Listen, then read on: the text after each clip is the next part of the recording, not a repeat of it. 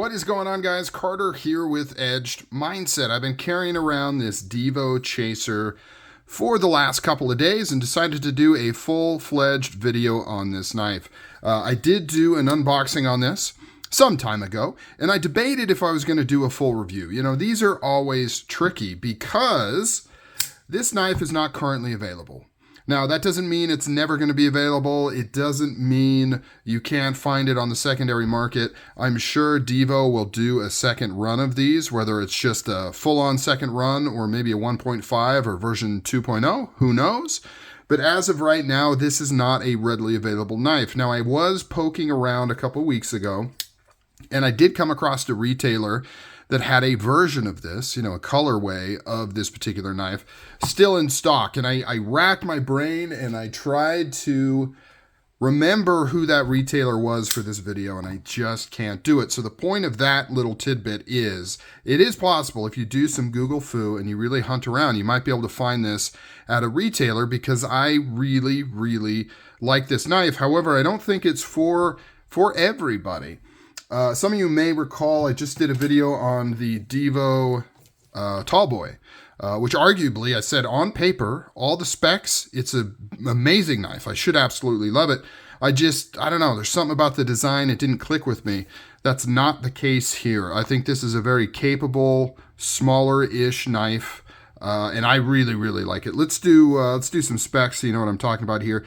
3-inch blade, 7 inches overall. For some of you, that may be a little on the small side. Here, let's do size comparison first. Let's compare it to a Paramilitary 2 as always. Do pivot to pivot right there. Obviously, it's smaller. Let's do the closed comparison here. You can see, yeah, definitely a lot smaller, a lot slimmer. This will go in your pocket so much easier, and that is one of the benefits of this particular knife, is how well it goes inside the pocket. Let's do a Medford Slim Midi, just because I happen to have it here. You can see the Slim Midi actually kind of dwarfs it. Side note, this Slim Midi, you know, I would probably love this knife if this lock cutout was done a little bit better. I did see somebody do a mod on one of these where they basically took this inner section, chamfer little spot here, and they actually cut this out so that they had full access to that lock bar, because this is one of the more uncomfortable knives to unlock because of the sharpness of that angle, and you just don't have much room in there. Anyways, this is not about the Slim Midi. We're just doing a little comparison here. There it is, side by side. Here's the chub. You can see, bigger than the chub. It is bigger than the chub. And last but not least, because I have it here, we've got an XM18 3.5-inch clip point blade. Everyone gets mad when I say Bowie, even though Hinder calls this a Bowie. This is a Bowie-shaped blade, right? How it recurves up here on this clip. But some people are of the opinion that a Bowie can only be a large fixed blade. It cannot be a folding knife. So I don't know. Fight in the comments about that one. That'll be fun. Let's do a weight on here real quick before we dive into what we're looking at here.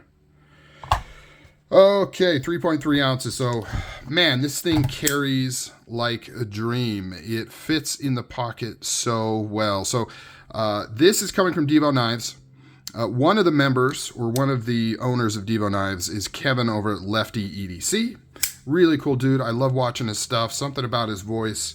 It's like he's borderline annoyed, but I find it so captivating and interesting. He's one of the few YouTubers where I can watch a 30-minute video from him at regular speed, which is pretty unusual for me. I usually have to do the 1.25 speed, which, by the way, pro tip, hit up that speed, hit that little gear thing and do 1.25 speed on videos if you start getting bored, like especially mine. I would rather you watch me at 1.5 speed and actually watch my videos than bail on it because I'm talking too slow. So if you don't know about that, do that. You can adjust the speed. You can adjust it to 1.15. It's beautiful. They did an update recently on YouTube where you can really adjust it to whatever you want. So very cool.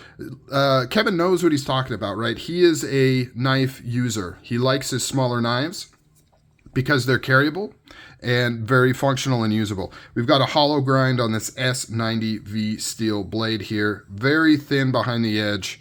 but not too bad on the tip, still reasonably robust. I don't have any concerns about it breaking because you've got this nice kind of apex of the grinds there with the swedge on the top. So it's a pretty robust tip here. Satin flats. This thing is a very simple blade with that beautiful high grit grind on the blade there next to the satin flats. It's just a beautiful blade.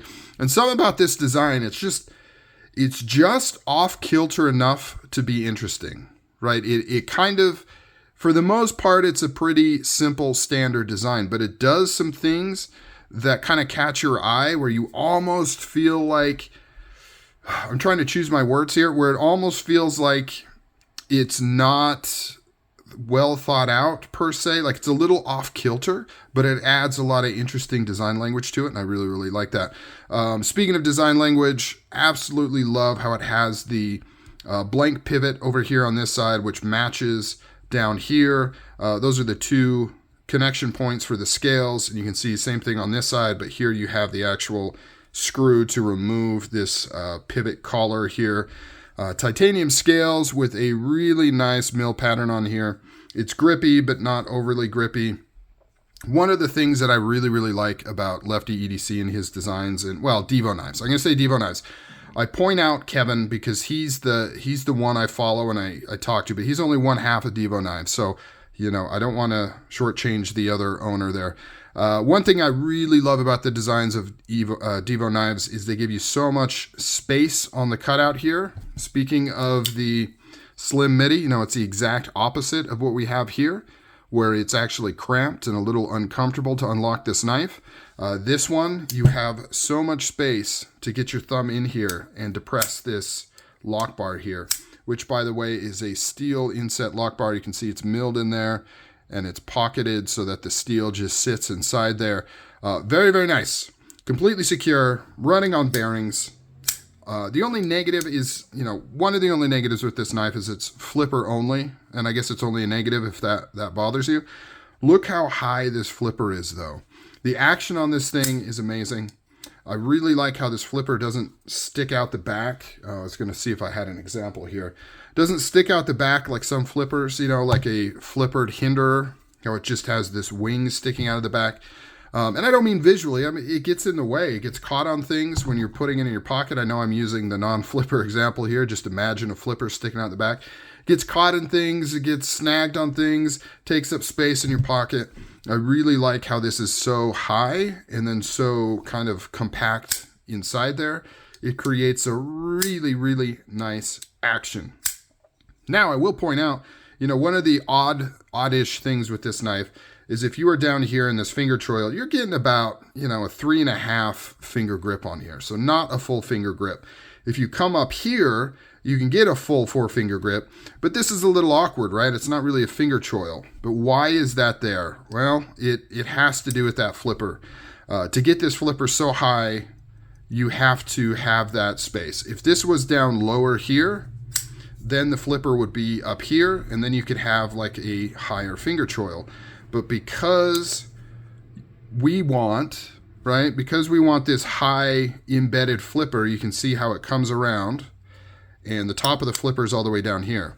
So that is the give and take with the flipper, right? That's the enigma of having a flipper.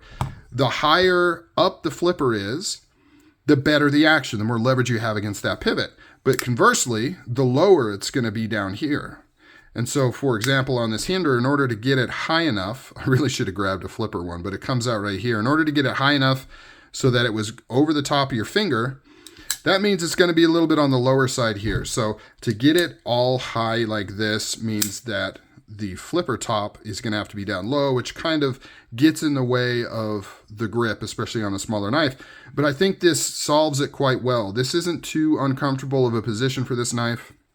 You can still get in here, do all the blade manipulation you need, very comfortable. Or you can kind of choke back here and you've got a full 3 finger grip with your pinky kind of hanging off on this nub here. It's really not bad. It's really not bad. Pocket clip is pretty standard, but nice, not super deep carry. You know, you got quite a bit hanging out there, not a problem for me. mill titanium. It is reversible into that slot there, which is kind of cool how this mirrors there. This particular version is, I think, Urban EDC exclusive with these colors and possibly this milling pattern here. So this does come in different kind of configurations. But overall, it's just such a cool, striking, it's pretty rare to get a knife that is utility first, right? This nice slight belly here with this workable tip that's nice and low. Very usable, thin, hollow ground blade, S90V. This is a use first knife, so it's pretty rare to get a utilitarian knife first design like this that's also visually striking and interesting, in my opinion. A lot of the times it's almost a sacrifice, right? The more utilitarian the blade is, kind of the less visually interesting it is. At least with fundamental design, you can always add embellishment and like milling and stuff, but usually they're kind of boring. But this one breaks the mold a little bit. It's a very striking design, but very, very usable at the same time. So keep your eyes peeled for a chaser. There's a reason I kept this in the collection and I sold my tall boy, because I like this one quite a bit more. All right, guys, comment down below. What do you think of this knife? Is it too small for you? Would you ever use something like this? I want to hear from you guys. Take care. I'm out.